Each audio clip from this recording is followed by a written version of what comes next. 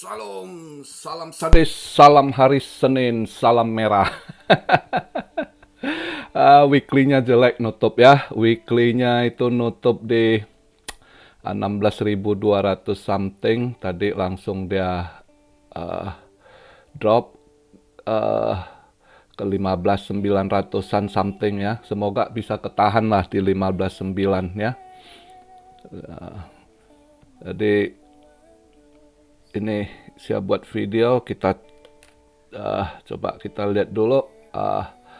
Udah naik dikit, market cap di 800 billion, volume 59,6, volume juga udah mulai naik dikit, berarti tadi drop ada yang serok-serok juga, bagus-bagus. BTC dominance 38,8, oh naik dia ya, makanya altcoin tertekan. BTC sekarang udah balik ke 16.147 ya. Tadi sempat 15.900 something ya, lumayan lah naik dikit.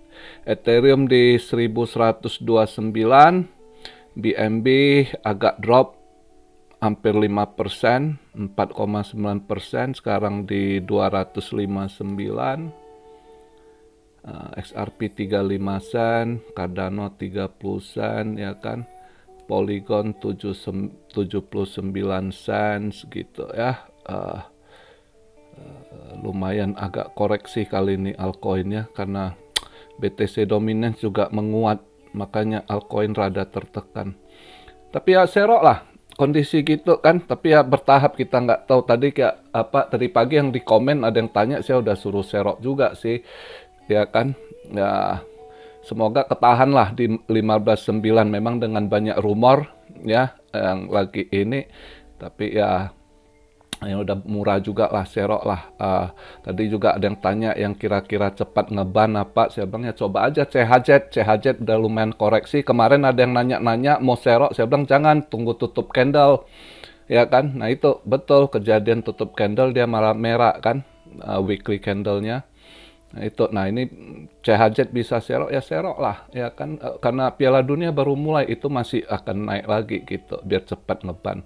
Terus ya udah diskon lah kalian mau, yang kalau mau ini long invest Cardano gitu kan, udah murah sekali, bisa. Polygon, Matic juga drop, bisa juga kalian serok, beberapa lah. Tapi kalau mau yang buat scalping ya CHZ bisa untuk ini. Quan saya lihat juga cepet mantul. QNT ya, QNT Quan itu juga cepat mantul saya lihat ya kan. Nah, ya itulah, jadi sedikit ini kita bahas kondisi market yang ini, sekalian saya jawab beberapa hal. Pertama Cardano, ada yang tanya kemarin minggu video terakhir waktu weekend tuh saya buat, ada yang tanya kok tolong bahas Cardano, katanya ada blockchain baru ya. Cardano buat sidechain ya, yang untuk privacy, mungkin kerjasama sama government atau apa gitu. Jadi dia buka chain baru ya kan, itu untuk privacy ya. Kalau benar dia begitu, dia kerjasama sama government ya syukur, kita pegang Cardano juga lebih tenang gitu. Berarti kalau dia ada kerjasama sama government ya, government juga nggak colek dia gitu kan, semoga aja lah ya. Ada banyak proyek digarap bertahap ya, memang lemot, tapi nanti kalau dia udah selesai per fase per ininya ya, ini ya sebenarnya kondisi market bear begini lah. Kalau yang namanya invest itu justru saat bear begini kalian akumulasi gitu untuk nanti stok buran, tapi ya uang dingin ya. Jadi begitu, bukan uang dingin yang artinya oh sekarang saya nggak kepake dulu, nanti 3 bulan atau 5 bulan lagi saya butuh pakai. Itu jangan. Lebih baik Anda taruh di uang tanggap darurat gitu ya. Jadi begitu, harus Anda tahu sendiri, edukasi diri Anda apa itu uang investasi gitu ya, biar paham, biar nggak salah kaprah gitu. Jadi Cardano itulah newsnya, dia bangun blockchain baru, sidechain gitu, itu untuk privacy block, mungkin ya nggak tahu lah gimana ini. Dia masih inilah gambaran gitu, belum detail Charles Hoskinson paparnya ya. Jadi itu progres lah. Kalau Cardano ini memang targetnya, dia udah ngomong dia punya target, lihat hasilnya nanti di 2025 itu target dia kejar. Kalau udah dia roadmap-nya dari tahun 2020 dia write down itu sampai 2025 itu udah clear gitu, dia punya roadmap gitu ya, apa yang mau dibuat gitu. Nah, jadi market lagi fear ini. Kok kenapa drop ya? Ya dari kemarin newsnya gitu kan, kalau udah tahu, kayak kalau kalian ikuti juga udah tahu lah ya kan. Pertama yang bad newsnya itu si hacker FTX udah cairkan lagi, makanya dia cairkan ETH, maka ETH rada drop ya. Dia cairkan ETH 200 ini 200 something yang udah dia cairkan pertama tahap, 20 something terus 15 something gitu ya, million. Itu pun dia pakai ini berbagai lah. Dia ada satu yang agak pertama dia lumayan swap itu 20-an million itu lewat RAN Rob BTC, dia swap di sana ya kan. ETH-nya dia swap ke RAN Rob BTC, baru dia jual gitu ya, kebaca juga gitu. Terus ada juga dia swap BNB dari RAN punya bridge juga gitu. Jadi rupanya mereka belakangan ini rupanya hacker juga pakai RAN gitu, privacy gitu ya, supaya nggak ini. Tapi kayaknya RAN juga udah nggak bisa terlalu, mereka mungkin mereka cari jalur lain karena dana di RAN juga terbatas gitu kabarnya ya. Jadi itu makanya market masih fear gitu, masih drop dari kemarin gitu kan. Tapi untung ada good newsnya juga nanti ini. Terus bad news keduanya ya Grayscale. Semua udah tahu kan. Jadi dia itu banyak problem ya, banyak bilang udah tahu lah kalau Grayscale itu kan dia punya kartel itu di digital kartel itu kan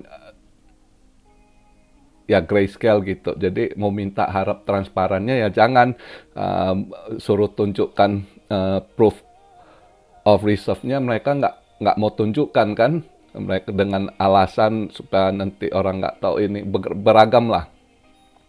Mereka nggak akan tunjukkan.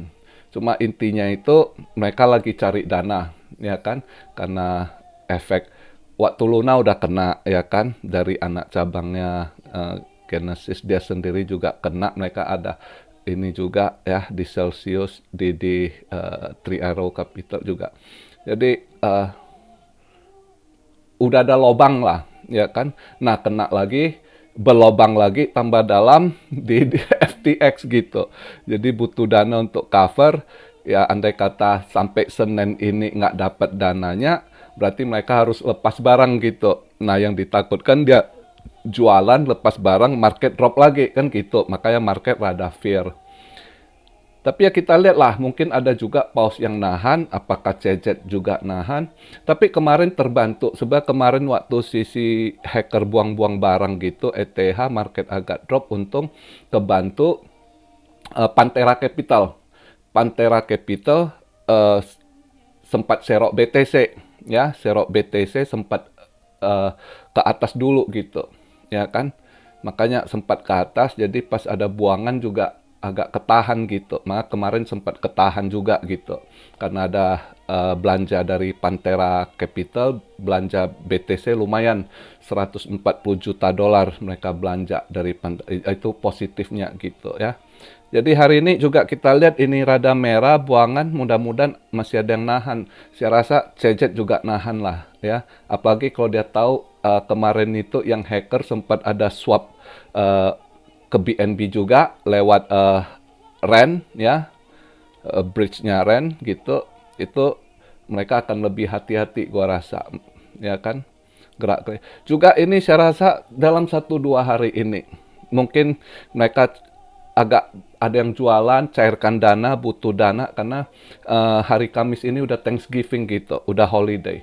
Mereka cari dana dalam 1-2 hari ini, Senin Selasa. Nah, di sini yang agak hati-hati mungkin agak-agak sideways merah atau apa ya kan. Tapi yang nggak usah takut kalau dia diskon ya serok lah ya kan. Seperti yang saya bilang, ambil yang cepat rebound. Misal saya lihat tadi yaitu CHZ cepat rebound, Quant cepat rebound gitu kan, atau yang udah kalian anggap murah tapi safe gitu, Cardano, Matic gitu kan, kalian mau hold, Chainlink ya kan, Atom ya gitu-gitu, yang ini kalian mau ambil gitu ya, jangan takut gitu ya kan. Mudah-mudahan saya rasa habis Thanksgiving ya mungkin agak-agak dikasih hijau lah ya kan, pas holiday hari Kamis Jumat, Amrik udah nggak ada market gitu karena mereka holiday gitu ya.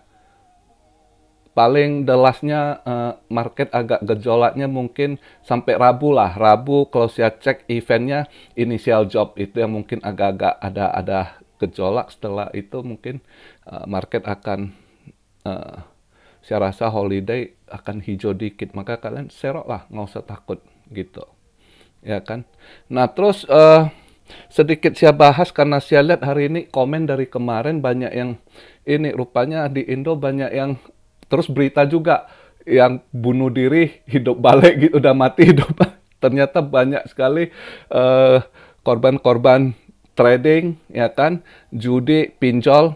Nah ini sekali lagi saya ingatkan, hati-hati, kalian harus tahu gitu ya. Apa yang Anda ini, kalau kalian gambling ya berarti itu resiko Anda gitu. Itu Anda mau bunuh diri itu kebodohan Anda gitu ya kan. Anda cari penyakit sendiri gitu. Karena kalau Anda harus tahu namanya investasi, terutama di channel saya ini ya. Channel saya ini dari tahun-tahun kemarin yang saya ajarkan adalah investasi. Investasi yang artinya apa? Ya uang lebih. Ya kan? Nggak ada yang instan gitu. Saya selalu ingatkan nggak ada uang instan.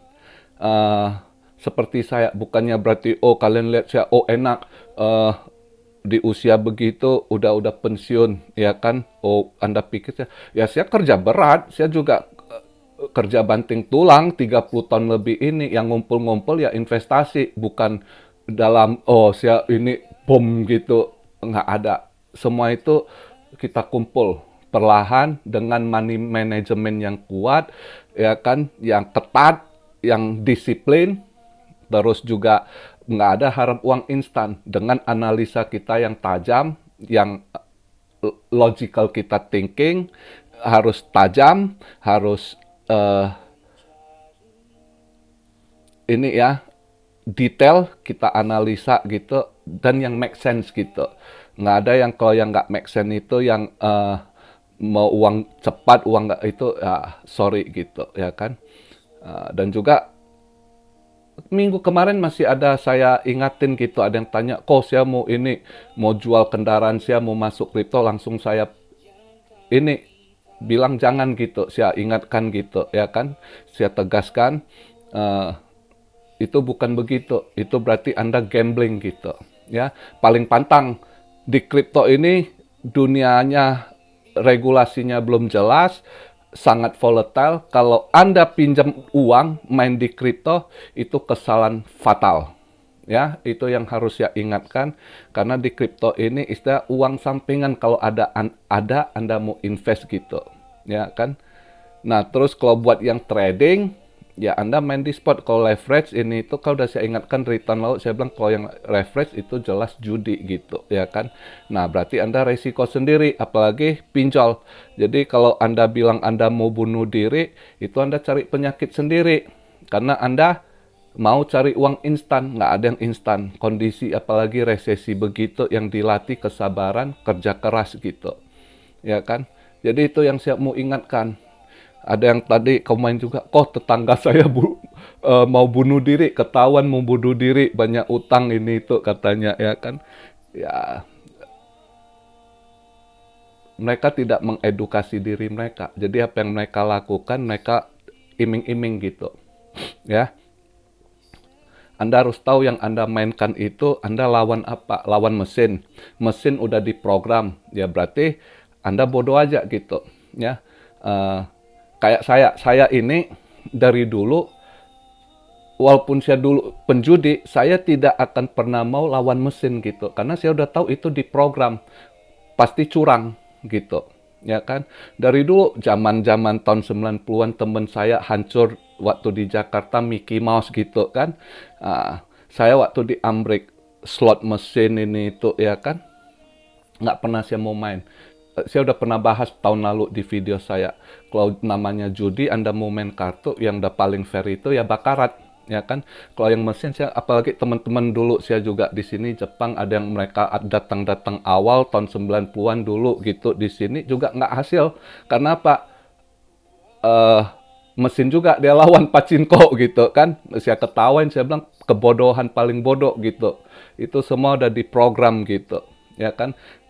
Anda punya ini, eh kalau mau judi harus smart, saya bilang.